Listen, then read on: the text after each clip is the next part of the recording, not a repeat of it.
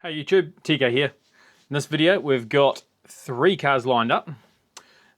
We've got a wee Clubman 1100, which is a bit of a follow-on. Actually, it was one that I'd completed straight after the Riley Alpha, my last video. If you missed the last video, be sure to go and check that out.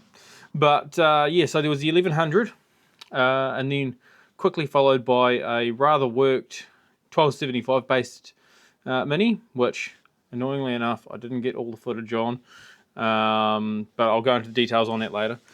And then quickly followed by a quick tune recheck on a Mini that I had done the tune on as part of my training 6 months ago with Darren Haines.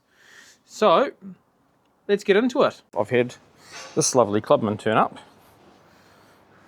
1100, single HS4, going to be for a tune. Very nice car, and they're right goofy. Right, let's see what we find. All right, I've done a couple of quick inspections. It's a 3 ohm ignition coil.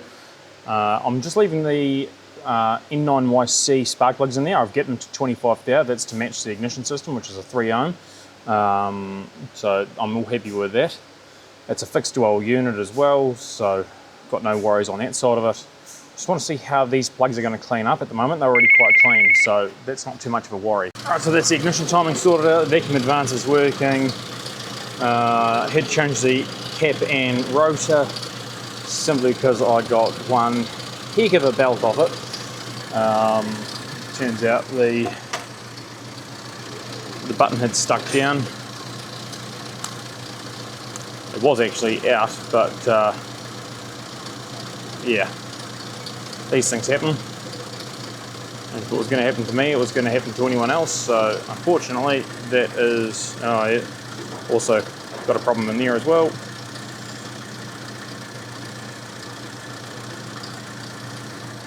Also probably why I got a belt off it.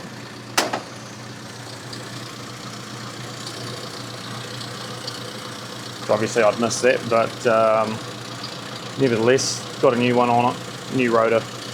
So yeah, time to go through the carburetor now and get that dialed in. So I did the first run through and it was fine through 2000 and 3000 and started landing off. So, but yeah, just getting this apart and noticed someone's been in here before and decided to stretch that spring. So I'm going to put a new spring in that, because if someone's already had a play with it, it could be throwing all sorts of things off. So over into the bin it goes, and let's start fresh. So what I've done straight away is put a new red spring into it. I haven't touched the oil on it. I'll put an AAR needle in it, and I'll see where we're sitting at that. I had an ABP needle in it, which from previous experiences and from what I've seen today, it's been far too lean up top. So I'm going to see if I can get that straight through 14s in this, and we'll see how we can go. So I'll just show you what I've found on this. So I'll just let that settle back down. Yeah, it's a little bit lean for this ignition system at idle, but I'll just change that ever so slightly now.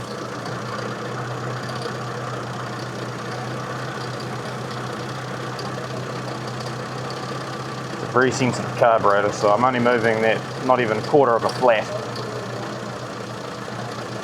It's a wee bit like one of the previous 1100s that I've done in the past.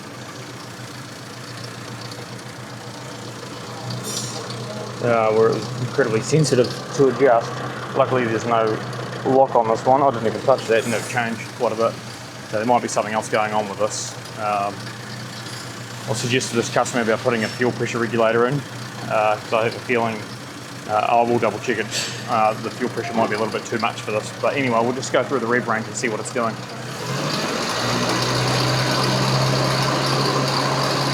So that's 2000 RPM.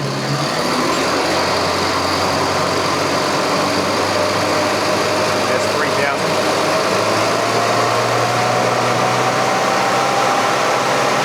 That's 4000 RPM.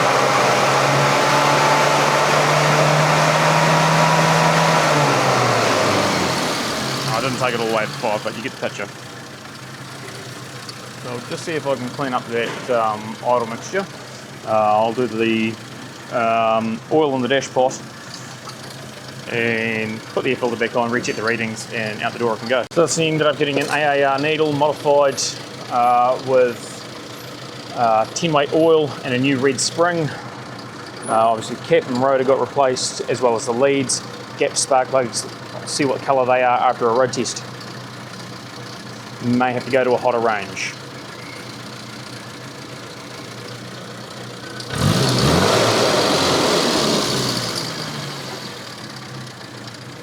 So I've just been out for a drive on it, and just to show you what the spark plugs are like.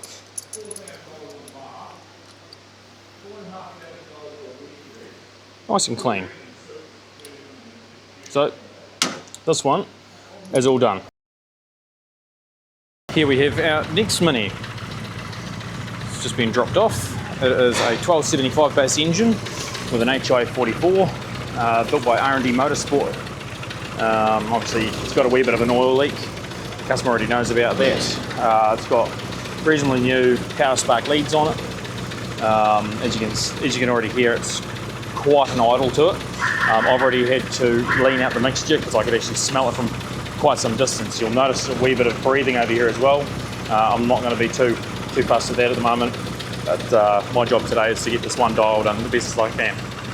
So let's see how we go with this. It's a very nice car. So I'm just taking the spark plugs out of it because they are all very, very well sooty.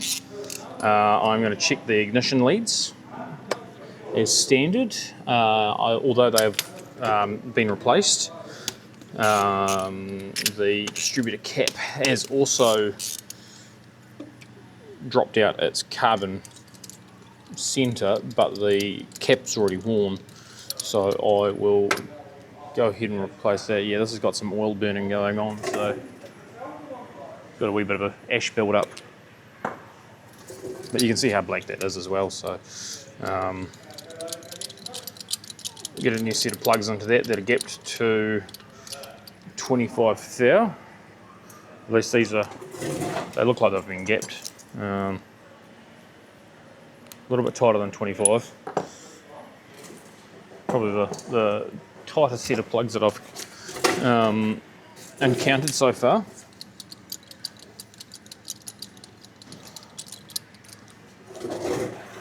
Yeah, again. Yeah, I would replace the rotor, but it's actually part of the wee pickup ring for the electronic module, so no, unfortunately that's not going to get replaced today. But obviously some improvements can be made, but we'll see what the advance curve is going to be like this later on. I've got the ignition timing all sorted out, the new spark plugs are on it. Just getting into the carburetor side of it now, and just see that someone's shaved the leading edge off on that. Obviously just for like a small amount of performance gain, which is okay. I'll be able to tune that around it. I've just spilt the oil down the front of it. My mistake. But the only other thing, I'll clean that up obviously. The other thing I've noticed is it's got what's probably a red spring. Now in this particular application, it's probably going to want more of a yellow spring, so I'll go straight to that. And may look at replacing the dampener as well, just because it's seen better days, but I'll cross that bridge later. It's currently fitted with a BBZ needle in it too, which isn't one that I've encountered either, but that's alright. I'll see what the reading is on that with the new spring. Probably going to be far too rich. But anyway, let's get back into it. So yeah, as you can see, annoyingly, I didn't get all the footage that I needed for the Red Mini, but yeah, as you've seen, the 1100 that was in there, nice smooth sailing tune, pretty typical. Car went quite well afterwards, as to be expected. But yeah, obviously the Red Mini, it got its usual fueling corrections as well. It got a fast drop dampener and got a new yeah, new modified needle. Unfortunately, I can't quite remember which one it was. I had written it down. It's in my wee book at work. But yeah, got the 2085 dampener. Damper. I have been corrected. So, and the yellow HIF spring as well, which is the 8-pound spring, I believe. So yeah. Anyway, the customer the owner of the Reed Mini, he took it for a quick spin. He didn't want to appear on camera, and obviously not every customer does. I do offer the opportunity for people to come on camera and say their thoughts, but again, not everyone wants to. But yeah, he took it for a spin, and he was very happy with it. He drives quite a way in from town. The only issue we did have with the car on the day was a starter motor fault. So he did get that resolved. So he messaged me about a week later saying that he got that all sorted out too. So he's now enjoying his car. But yeah, anyway, let's carry on to the quick tune recheck. Here we have a lovely 1977 Morris Mini with a warmed up small bore engine. I've already done the tune on this one as part of my training with Darren Haines. So I've actually just put a fuel pressure regulator into it. But I just wanted to recheck the tune on this. It's been nearly 6 months since I've done the training. So I just want to recheck because obviously there was about 3 psi from the pump going into the carburetor. So I want to just double check to see how much of an effect that's had on it. I'm hoping not a great deal, but it'll just be interesting to see what it's done. But I'll go through and I'll check the ignition timing and check everything else just to make sure it's in good health anyway. Why not, just to be sure. So I've gone through the ignition system on it. Nothing's really changed. So this was a distributor that had been modified by Darren for when I was doing the tuning. So we've got a high power ignition system that's got a fast road curve. It's got the power spark leads on it and the BP 5ES spark plugs that work up to 35 thou that are still looking really good. This car's done a few miles since I've done the tune, so it's good to see that nothing's really changed so far. The ignition timing's still exactly where we left it. So yeah, as I say, I'm really happy with that. But onto the carburetor and see if there's anything different about that. So obviously, as you can see, I've got the gas analyzer all set up now. Yeah, obviously the idle's looking really good. Obviously it's fluctuating quite a bit. It does have a warm cam in it, so I do expect to see some kind of fluctuation there like that. It's also got a worn carburetor too. The throttle shaft's got some play in it, so again that would contribute to that fluctuations. But we'll just go up through the rev range and we'll see what it's doing. So let's see if I can get this in here somehow. Should really work out a better way of doing this.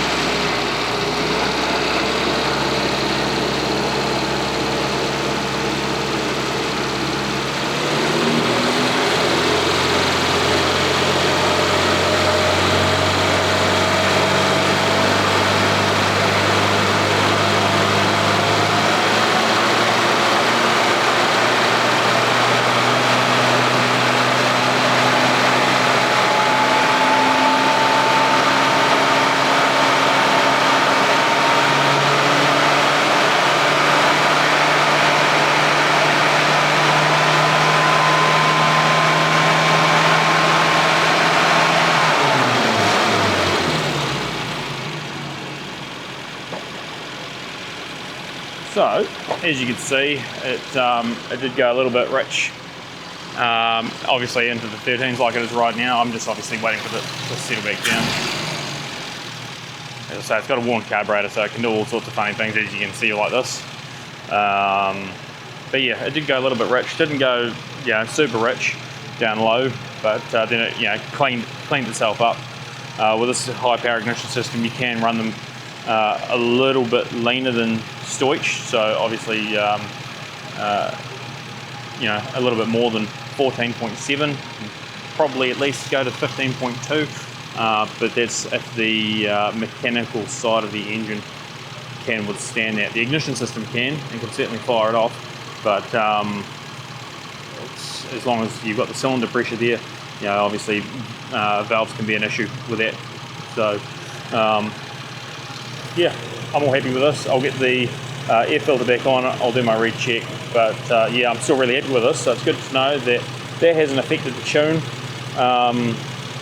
obviously just by putting it on and lowering the supply to it, but it's also good to know that after 6 months it's still spot on.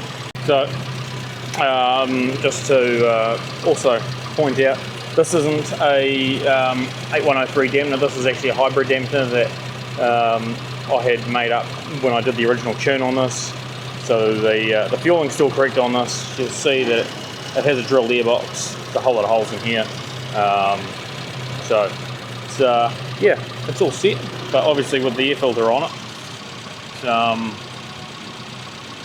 it's made next to no difference. So this one's done, nice and simple. So yeah, as I pointed out with the wee green beastie, it's a warmed up small bore. I believe it's an 1100. Now I did the tuning on this one with Darren Haines as part of my training. Now the training was done over video call for it was basically 3 days. So it just goes to show that with obviously the right teacher, and obviously using the right techniques at the other end, like how I was being taught, obviously with all the right equipment and tools and bits and pieces, one can dial in a car very easily, and it can stay like that for obviously quite some time. Now this car's actually been up to the Nationals in Masterton late last year, and that's quite some distance for those that aren't familiar with New Zealanders. I believe it's about a 7-hour trip minus ferry crossing, and then he actually ended up going closer to the top of the North Island as well, and then obviously all the way back. So it's done some miles. It certainly got some use out of it, but yeah, obviously it just came in for some bits and pieces, and for us to throw a fuel pressure regulator on.